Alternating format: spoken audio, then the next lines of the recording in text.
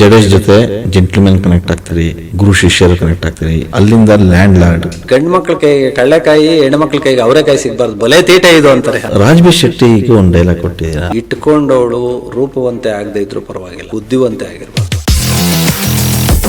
ಅಂಬೇಡ್ಕರ್ ವಿಚಾರಧಾರೆಗಳು ಸಾಕಷ್ಟು ಇಲ್ಲಿ ನಡೆಯಬೇಕಾಗಿರೋದು ಸಂಧಾನ ಅಲ್ಲ, ಸಂವಿಧಾನ ಅಂತ. ಆವಾಗ ಥಿಯೇಟ್ರಲ್ಲಿ ತುಂಬಾ ದೊಡ್ಡ ಮಟ್ಟದ ಸಂಭ್ರಮ ಆಯಿತು ಸರ್. ನಂಬಿಕೆಗಳು ನೋವನ್ನ ವಾಸಿ ಮಾಡಬೇಕೇ ಹೊರತು ನೋವನ್ನ ಘಾಸಿ ಮಾಡಬಾರ್ದು. ಕ್ಲೈಮ್ಯಾಕ್ಸ್ ಟೈಮಲ್ಲಿ ರಚಿತಾರಾಮ್ ಬರುವಂತ ಡೈಲಾಗು, ಕಾಪಾಡೋ ದ್ಯಾವ್ರೇ ಆಯುಧ ಹಿಡ್ಕೊಂಡು ನಿಂತವನೆ, ಕಾದಾಡೋ ನಾವು ಹಿಡ್ಕೊಳ್ಳಿಲ್ಲ ಅಂದ್ರೆ ಹೆಂಗ್ ಮಾಮ ಅಂತ. ಜಡೇಶ್ ಜೊತೆ ಜೆಂಟ್ಲ್ಮನ್ ಕನೆಕ್ಟ್ ಆಗ್ತೀರಿ, ಗುರು ಶಿಷ್ಯರು ಕನೆಕ್ಟ್ ಆಗ್ತೀರಿ, ಆ ಬಾಂಡಿಂಗ್ ಬೆಳೆಯುತ್ತೆ. ಅಲ್ಲಿಂದ ಲ್ಯಾಂಡ್ ಲಾರ್ಡ್ ಕೆಲಸ ಮಾಡ್ತೀರಿ. ಲ್ಯಾಂಡ್ ಲಾರ್ಡ್ ಈಗ ಸದ್ಯದ ಮಟ್ಟಿಗೆ ಕನ್ನಡ ಚಿತ್ರರಂಗ ಅಷ್ಟೇ ಅಲ್ಲ, ಪರಭಾಷಿಗರು ಕೂಡ ಆ ಸಿನಿಮಾನ ಕೊಂಡಾಡ್ತಾ ಇದ್ದಾರೆ. ಬಿಕಾಸ್ ಆಫ್ ಗಟ್ಟಿ ಕತೆ, ಅದರ ಜೊತೆಗೆ ನಿಮ್ಮ ಬರವಣಿಗೆಯ ತಾಕತ್ತು. ಸೊ ಈ ಎಲ್ಲ ಮೇಳೈಸಿ ಸಿನಿಮಾ ಬೇರೆ ಲೆವೆಲಿಗೆ ಸಂಭ್ರಮ ಪಡುವಂತಾಗಿದೆ. ಈ ಜರ್ನಿ ಶುರುವಾಗಿದ್ದ ಹೇಗೆ, ಹೆಂಗಾಯಿತು? ಲ್ಯಾಂಡ್ ಲಾರ್ಡ್ ಬರೀ ನನ್ನ ಇದಲ್ಲ ಸರ್, ಅದು ಕನ್ನಡಿಗರ ಹೆಮ್ಮೆ. ಕರೆಕ್ಟ್. ನಾನು ಅದರಲ್ಲೂ ಒಬ್ಬ ಬರಹಗಾರನಾಗಿ ಕೆಲಸ ಮಾಡಿದ್ದೀನಿ. ಬಟ್ ನಿಜಕ್ಕೂ ಒಬ್ಬ ನಾನೇ ಅಂತಲ್ಲ ಸರ್, ಯಾರೇ ರೈಟರ್ಗಳಿಗೂ ಲ್ಯಾಂಡ್ ಲಾರ್ಡ್ ಥರದ್ದೊಂದು ಚಿತ್ರ ತುಂಬ ದೊಡ್ಡ ಮಟ್ಟದ ಗೌರವ ಆಗುತ್ತೆ. ಹೌದು. ಏಕೆಂದರೆ ಒಂದು ಅದರಲ್ಲಿ ಏನಿಲ್ಲ, ಸಮಾನತೆ, ಸಂವಿಧಾನ, ಅದರ ಅಲ್ಲದೆ ಆಶಯಗಳು, ಅಂಬೇಡ್ಕರ್ ಆಶಯ, ಆಗಿನ ಜಗತ್ತು, ಆಗಿನ ಮಣ್ಣು ಏನೆಲ್ಲ ನೋಡಿತ್ತು, ಬೆವರು ನೋಡಿತ್ತು, ರಕ್ತ ನೋಡಿತ್ತು, ಆ ಹುದುಗಿಟ್ಟಿರೋ ಮೂಳೆಗಳು ನೋಡಿತ್ತು, ಮತ್ತೆ ಅಲ್ಲೇ ಬೆಳೆಗಳು ನೋಡಿತ್ತು. ಅದು ಜಡೇಶ್ ಅವರು ಬರೆದಿರೋ ರೀತಿ, ಮತ್ತು ನಿರ್ಮಾಪಕರು ಹೇಮಂತ್ ಗೌಡ್ರು ಮತ್ತು ಸತ್ಯಪ್ರಕಾಶ್ ಅವರು ದೊಡ್ಡ ಮಟ್ಟದ ಹಣನ ಅದ್ರ ಮೇಲೆ ಹೂಡೋದಿದೆಯಲ್ಲ. ಒಬ್ಬ ನಿರ್ದೇಶಕನ ಕನಸು, ಅವನದೇನೋ ಒಂದು ಆಶಯ, ಇಷ್ಟು ಬಡ್ಜೆಟ್ ಬೇಕಾ ಅನ್ನೋದಲ್ಲದೆ ಅದಕ್ಕೆ ಕ್ಯಾಸ್ಟ್, ಮತ್ತು ದುನಿಯಾ ವಿಜಯ್ ಕುಮಾರ್, ನಮ್ಮ ವಿಜಯ್, ಅದನ್ನಂಥ ಕತೆಗೆ ನಾಯಕನಾಗಿ ಮಾಡಿ ಅದನ್ನು ಸಲ್ಲಿಸೋದು, ಆ ಪಾತ್ರನ ತುಂಬಿರೋದು, ಏಕ್ದಮ್ ಒಂದು ಚಪ್ಪಲಿ ಹಾರಾನ ಅಲ್ವಾ, ಕತ್ತಿಗೆ ಹಾಕ್ಕೊಳೋದಲ್ಲ, ಅವ್ರ ಕಾಲಿಂದ ಬಿಚ್ಕೊಂಡು ಇವನೇ ಹಾರ ಮಾಡ್ಕೊಂಡು ಹಾಕ್ಕೊಳೋದು, ಅಲ್ಲಿ ನಿಂತಿರೋದು, ಅದೆಲ್ಲ. ಮತ್ತೆ ರಿತನ್ಯ ಮಾಡಿರೋ ನಟನೆ, ನಮ್ಮ ರಚಿತಾರಾಮ್ ಅವರು ಮೇಡಮ್ ಡಿ ಗ್ಲಾಮ್ ಇದು ಮಾಡಿ ಪಾತ್ರ ಮಾಡಿದ್ರು. ಎಷ್ಟು ಜನ ಪಾತ್ರಗಳು, ಹೊಸಬರು ಹಳಬರು ಅಂದೆ ಆ ಇಡೀ ಸಿನಿಮಾಗೆ ಶ್ರಮ ವಹಿಸಿರೋದು. ಮತ್ತು ಈ ಸಿನಿಮಾ ನಮ್ಮ ಜನರ ಮುಂದೆ ನಾವು ಇಡ್ತಾ ಇದ್ದೀವಿ ಅಂದಾಗ ಒಂದು ಹೆಮ್ಮೆ ಅನಿಸುತ್ತೆ. Correct correct. ಸೊ ಈಗ ನಿಮ್ಮ ಚಾನಲ್ ಮೂಲಕ ನಾನು ಕೇಳ್ಕೊಳ್ಳೋದೇನು ಅಂದರೆ, ಲ್ಯಾಂಡ್ ಲಾರ್ಡ್ ಚಿತ್ರನ ಪ್ರೋತ್ಸಾಹಿಸಬೇಕು. ಅದನ್ನು ನೋಡಿದಾಗ ನಮ್ಮ ಕನ್ನಡ ಸಿನಿಮಾ ಆ ಒಂದು ಕ್ಯಾಟಗಿರಿಲಿ, ಈಗ ಕಾಟೇರ ಅಂದಾಗ ಆ ಒಂದು ಕ್ಯಾಟಗಿರಿಲಿ ತುಂಬ ದೊಡ್ಡ ಮಟ್ಟದ ಸಿನಿಮಾ, ಜನ ಪ್ರೀತಿ ಕೊಟ್ಟಿದ್ದಕ್ಕೆ ಯಶಸ್ಸಾಯಿತು. ದರ್ಶನ್ ಸರ್ ಅವ್ರ ಕೆರಿಯರಲ್ಲಿ ತುಂಬ ಒಳ್ಳೆ ಚಿತ್ರ ಆಯಿತು. ಸೊ ಅದೇ ಥರ ಅದೇ ಕ್ಯಾಟಗಿರಿ ಸಿನಿಮಾ ಇನ್ನೊಂದು ದುನಿಯಾ ವಿಜಯ್ ಅವರ ಕೆರಿಯರಲ್ಲಿ, ವಿಜಯ್ ದುನಿಯಾ ಅಂತ, ಜಂಗ್ಲಿ ಅಂತ ದೊಡ್ಡ ದೊಡ್ಡ ಹಿಟ್ಸ್ ನೋಡೋನು. ಆ ವ್ಯಕ್ತಿ ಇವತ್ತು ನಟಿಸಿದಾನೆ ಆ ಪಾತ್ರದಲ್ಲಿ ಅಂದರೆ, ಅವ್ರು ಕೇಳ್ತಾ ಇರೋದು ಹಿಟ್ಟು ಮತ್ತೊಂದು ಅಂತಲ್ಲ, ತಲುಪಬೇಕು, ಜನಗಳಿಗೆ ಇಷ್ಟ ಆಗಬೇಕು. ಕರೆಕ್ಟ್. ಮತ್ತು ಈ ಮಣ್ಣಿನ ಕಥೆಗಳು ಜನ ಇಷ್ಟಪಟ್ಟಾಗ ಇನ್ನೊಂದಷ್ಟು ನಮ್ಮ ನೆಲದ ಕಥೆಗಳೇ ಎದ್ದೇಳ್ತವೆ. ನಿಜ ನಿಜ. ಅಂದರೆ ಈ ಸಿನಿಮಾದಿಂದ ಹೊರ ಬರ್ತಾ ಇದ್ದಂಗೆ ಅಲ್ಲಿ ಪ್ರತಿ ಪಾತ್ರದ ಮಾತುಗಳು ಧ್ವನಿಸ್ತವೆ. ಸೊ ನಿಮ್ಮನ್ನು ಸಾಕಷ್ಟು ಜನ ಸೋಷಿಯಲ್ ಮೀಡಿಯಾದಲ್ಲಿ ನಿಮ್ಮನ್ನು ಟ್ಯಾಗ್ ಮಾಡಿ ಬರಿತಾ ಇದ್ದಾರೆ ಆ ಡೈಲಾಗ್ಗಳ ಬಗ್ಗೆ. ಮುಖ್ಯವಾಗಿ ಆ ಡೈಲಾಗ್ಗಳ ಬಗ್ಗೆ ಹೇಳಲೇಬೇಕು. ವಿಜಯ್ ಅವ್ರ ಕೈಯಿಂದ ಒಂದು ಡೈಲಾಗ್ ಬರುತ್ತೆ, ಈ ಅವರೆಕಾಯಿ ಮತ್ತು ಕಡಲೆಕಾಯಿ, ಅದು ಹೇಳಿ. ಅದು ಒಂದು ಸೀನ್, ಅದು ಇವ್ರ ಮಗಳು ಎಕ್ಸಾಮ್ ಬರೆಯಕ್ಕೆ ಹೋಗಿರ್ತಾಳೆ, ಸಬ್ ಇನ್ಸ್ಪೆಕ್ಟರ್ದ ಎಕ್ಸಾಮು. ಆವಾಗ ಶಾರ್ಟಲ್ಲಿ ಬಂದ್ಬಿಡುತ್ತೆ ಅದು. ಅಂದರೆ ಇನ್ನೇನು ಟೈಮ್ ಲ್ಯಾಪ್ಸಲ್ಲಿ ಒಂದು 4 ಕಡಲೆಕಾಯಿ ರಪ್ರಪ ಅಂತ ತಿಂದ್ಬಿಡಪ್ಪ, ಈ ಗಂಡು ಮಕ್ಳ ಕೈಗೆ ಕಡಲೆಕಾಯಿ, ಹೆಣ್ಮಕ್ಳ ಕೈಗೆ ಅವರೆಕಾಯಿ ಸಿಗ್ಬಾರ್ದು, ಬಲೆ ತೀಟ ಇದು ಅಂತಾರೆ ಕೋಲಾರ ಇದರಲ್ಲಿ ಭಾಷೆಯಲ್ಲಿ. ಅದು ಇದು. ಆಮೇಲೆ ರಾಜ್ಬಿ ಶೆಟ್ಟಿಗೂ ಒಂದು ಡೈಲಾಗ್ ಕೊಟ್ಟಿದ್ದೀರಾ ಆ ಒಂದು ಸೀನಲ್ಲಿ, ಭಾವನಾರಾವ್ ಮತ್ತೆ ರೂಪವಂತೆ. ಅದು ದೇವದ ಇದು ಬಸವಿ ಕ್ಯಾರೆಕ್ಟರ್ ಅಂದರೆ ಆ ಕಥೆಯಲ್ಲಿ ಬರೋದು ಇಟ್ಕೊಂಡಿರ್ತಾರೆ ಅಂತ. ಅಂದರೆ ಬಸವಿ ಜೊತೆ ಇವರು ಸಂಪರ್ಕ ಇರುತ್ತೆ ಅಂದಾಗ ಅಯ್ಯಮ್ಮ ಕೇಳ್ತಾಳೆ, ನಾನು ಏನೋ ಹಿಂಗೆ ಏನೂ ಇಲ್ದಂಗೆ ಆಗೋಗ್ತೀನೇನೋ, ನನಗೂ ಏನಾದರೂ ಮಾಡು ಅಂದಾಗ ಅವಾಗ ಇವ್ರು ಹೇಳೋದು, ಸಣ್ಣ ದಣಿ ಹೇಳೋದು, ಇಟ್ಕೊಂಡವಳು ರೂಪವಂತೆ ಆಗದೆ ಇದ್ರು ಪರವಾಗಿಲ್ಲ, ಬುದ್ಧಿವಂತೆ ಆಗಿರ್ಬಾರ್ದು. ಅಂದ್ರೆ ಅವ್ರ ಮೈಂಡ್ ಸೆಟ್ ಅಲ್ಲಿ ಇವಳು ಚೆನ್ನಾಗೇ ಇದ್ಲು, ಇವಳಿಗೆ ಯಾರೋ ಹೇಳ್ಕೊಟ್ಟವ್ರು, ಇವಳು ಬುದ್ಧಿನ ನನ್ನ ಮುಂದೆ ಪ್ರದರ್ಶಿಸ್ತಾವಳೆ ಅನ್ನೋ ಕಾನ್ಸೆಪ್ಟ್ ಅಲ್ಲಿ ಹೇಳಿದ್ದು.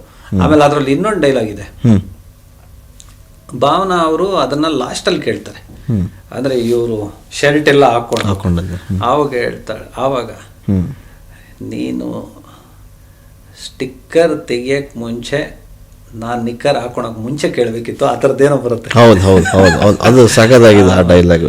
ಆ ಥರದ್ದು ತುಂಬಾ ಇದು ಬರುತ್ತೆ. ಹೌದು. ಆಮೇಲೆ ಅದು ಇನ್ನೊಂದು ಅಂಬೇಡ್ಕರ್ ವಿಚಾರಧಾರೆಗಳು ಸಾಕಷ್ಟು ಇಲ್ಲಿ ನಡಿಬೇಕಾಗಿರೋದು ಸಂಧಾನ ಅಲ್ಲ, ಸಂವಿಧಾನ. ಆವಾಗೆಲ್ಲ ಏನೇ ಇದಾದ್ರೂ ಆವಾಗಲೇ ಅಂತಲ್ಲ ಈಗ್ಲೂ ಸರ್ ಈ ಕಾಂಪ್ರಮೈಸ್ಗೆ ಹೊರಟೋಗ್ತಾರೆ. ಅಂದ್ರೆ ಆ ಚಿತ್ರದ ಆಶಯನೇ ಅದು, ಕಾನೂನು ತರಬೇಕು, ಅಕ್ಷರಗಳು ಮಾತಾಡಬೇಕು, ಕಾನೂನು ಬರಬೇಕು ಅನ್ನೋದು. ಆವಾಗ ಇನ್ನೇನ್ ಆಗಿದ್ದಾಗೋಯ್ತೋ ಅನ್ನೋ ತರದ್ ಮಾತು ಬರುತ್ತೆ. ಆವಾಗ ವಿಜಿ ಅವರು ಬಾಯಲ್ಲಿ ಬರೋ ಮಾತು, ರಾಚೇನ್ ಬಾಯಿ, ಇಲ್ಲಿ ನಡೆಯಬೇಕಾಗಿರೋದು ಸಂಧಾನ ಅಲ್ಲ ಸಂವಿಧಾನ ಅಂತ. ಆವಾಗ ಥಿಯೇಟ್ರಲ್ಲಿ ತುಂಬಾ ದೊಡ್ಡ ಮಟ್ಟದ ಸಂಭ್ರಮ ಆಯಿತು ಸರ್. ಅಂದ್ರೆ ಕೂತಿರೋರಿಗೆ ಅದೊಂದು ಇದು ಮತ್ತೆ ಎಮೋಷನ್. ಹೌದು, ನನಗೆ ತುಂಬಾ ಇಷ್ಟ ಆಗಿದ್ದು, ನನ್ನ ಫೇವ್ರೇಟ್ ಅನ್ಸಿದ್ದು ವಿಜಯ್ ಅವರು ಇವರು ರಿತನ್ಯ ತಾಳಿ ಕಟ್ಸ್ಕೊಂಡ್ ಬಿಟ್ಟಿರ್ತಾಳೆ. ಹೌದು, ಆವಾಗ ಇಲ್ಲ ಅವಳು ತಾಳಿ ತೋರಿಸ್ಬಿಡ್ತಾಳೆ, ಮದುವೆ ಆಗ್ಬಿಟ್ಟಿದೆ ಅಂತ, ನನಗೆ ಶಾಸ್ತ್ರ ಮಾಡು, ಬಳೆ ತೆಗೆಯೋ ಶಾಸ್ತ್ರ ಮಾಡಿದಾಗ ಆವಾಗ ಇವಳು ಮದುವೆ ಆಗ್ಬಿಟ್ಟಿದ್ದಾಳೆ ರೀ, ಮುಂಡೆ ಶಾಸ್ತ್ರ ಇವ್ರು ಹೇಳೋ ಮಾತುಗಳು ತುಂಬಾ ಚೆನ್ನಾಗಿದೆ. ವಿಜಿ ರಾಚಯ್ಯ ಹೇಳೋದು ಕರೆಕ್ಟ್. ಯಾವ ಹೆಣ್ಮಗುನು ಹುಟ್ಟತಾನೆ ಮುತ್ತೈದೆಯಾಗಿ ಮುಂಡೆಯಾಗಿ ಹುಟ್ಟಲ್ಲ. ಮತ್ತೆ ನಾವು ತಂದೆ ತಾಯಿಗಳು ಮಕ್ಕಳಿಗೆ ಕೊಡಬೇಕು, ಕಿತ್ಕೋಬಾರ್ದು ಅಂತ ಹೇಳ್ತಾನೆ. ಹೆಣ್ಣಿಗೆ ಅರ್ಶಿನ ಕುಂಕುಮ ಹೆಣ್ಣು ಮಣ್ಣಿಗೋಗೋವರೆಗೂ ಶಾಶ್ವತವಾಗಿರ್ಬೇಕು ಅಂತ. ಆವಾಗ ಇನ್ನೊಂದು ಡೈಲಾಗ್ ಬರ್ತದೆ, ಅದು ಲಾಸ್ಟಲ್ಲೆಲ್ಲೋ ಯೂಸ್ ಮಾಡಿದ್ವಿ ಸರ್. ನಂಬಿಕೆಗಳು ಗಾಯನ ವಾಸಿ ಮಾಡಬೇಕೇ ಹೊರತು ನಮಗಾಗಿರೋ ಗಾಯಕ್ಕೆ ಘಾಸಿ ಮಾಡಬಾರ್ದು. ನಂಬಿಕೆಗಳು ನೋವನ್ನ ವಾಸಿ ಮಾಡಬೇಕೇ ಹೊರತು ನೋವನ್ನ ಘಾಸಿ ಮಾಡಬಾರ್ದು.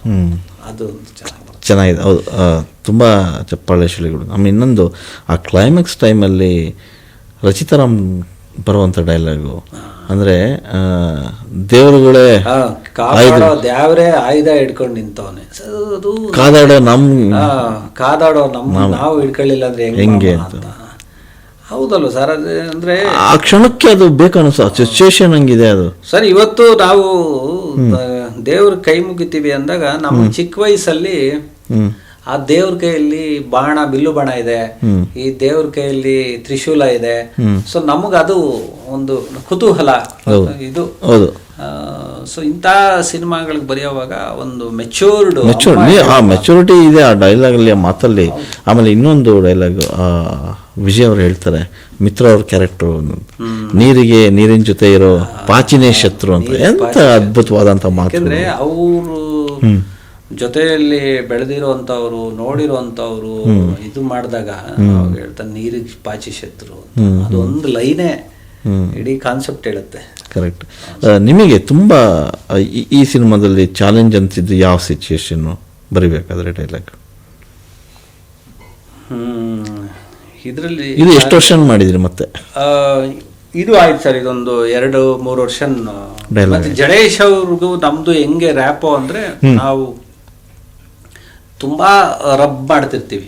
ಅಂದ್ರೆ ಇದು ಓಕೆ ಆಗ್ಲಿಲ್ಲ ಅಂದ್ರೆ ಇನ್ನೊಂದು ಬರೆಯೋಣ. ಮತ್ತೆ ಈ ತರದ ಕಾನ್ಸೆಪ್ಟ್ಗಳಿಗೆ ಅದು ಬೇಕು ಸರ್. ಯಾಕಂದ್ರೆ ಇದು ನಾವು ಓದಿರೋ ಅಂಥದ್ದು, ಕೇಳಿರೋ ಅಂಥದ್ದು, ಇದು ಘಟನೆಗಳು ಅದು ಅದನ್ನು ನಾವು ಮತ್ತು ಸೂಕ್ಷ್ಮ ವಿಚಾರಗಳು ಕರೆಕ್ಟ್. ಇಲ್ಲಿ ಏನೇನೋ ಬರೆಯೋಕ್ಕೆ ಸಾಧ್ಯ ಇಲ್ಲ.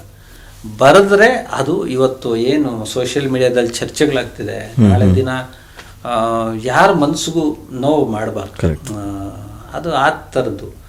ಮತ್ತು ಈ ಥರ ಚಿತ್ರಗಳ ಮಾತುಗಳನ್ನ ಈಚೆ ಅದು ಮೆಸೇಜ್ ಹೊರಗೆ ಬಂದ್ರು ನಿಮ್ಮ ಮಾತುಗಳು ಪ್ರತಿಧ್ವನಿಸ್ತವಲ್ಲ, ಅದು ಆ ಸಿನಿಮಾಗಿದ್ದಂಗೆ. ಹೌದು, ಯಾಕಂದ್ರೆ ನಾವು ಆ ಥರದ್ದು ಓದ್ಕೊಂಡೆ ಇವತ್ತು ನಾವೇನೋ ಬರಿತೀವಿ ಅಂತ ಕೂತಿರೋದು. ಹೌದು ಹೌದು ಹೌದು, ಎಂಟರ್ಟೈನ್ಮೆಂಟ್ಗೂ ಬರಿತೀವಿ, ಅದು ಬೇರೆ ವಿಚಾರ. ಬಟ್ ಎಂಟರ್ಟೈನ್ಮೆಂಟ್ಗೆ ಬರ್ದಿರೋ ಒಂದಷ್ಟು ಅಲ್ಲಿ ಎಂಟರ್ಟೈನ್ಮೆಂಟ್ ಕೊಡ್ಬೋದು, ಆದ್ರೆ ಈಚೆ ಕಡೆ ಅವರು ಈಚೆ ಹೋಗಿ ಮಾತಾಡ್ತಾರೆ ಅನ್ನೋದು ಮಾತುಗಳಾದಾಗ ಕರೆಕ್ಟ್.